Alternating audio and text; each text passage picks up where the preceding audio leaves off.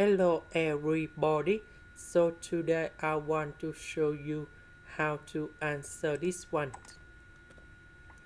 We need to find complementary solutions. So I will put YC.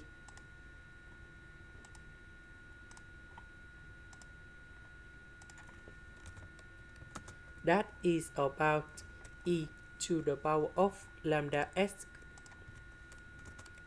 Later that we need to find first the derivative of yc, and we have lambda e to the power of lambda s, because if we do first the derivative of this one, we keep the same e to the power of lambda s.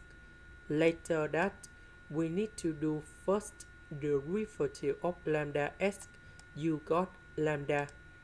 And now we go to second derivative of yc, and we have lambda square e to the power of lambda s.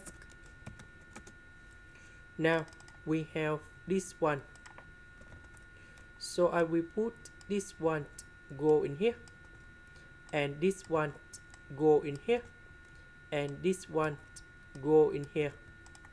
So e to the power of lambda s, we can do about factorization, and we have lambda square plus number 10 lambda and 24 equals to number 0.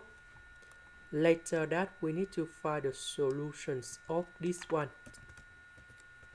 So we have lambda equals to negative number 4, and lambda equals to negative number 6.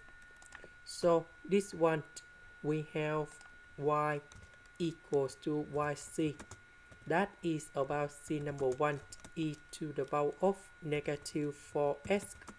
So we put negative number 4 go in here. That's why we have this one.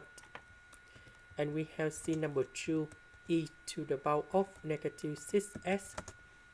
And this is the answer.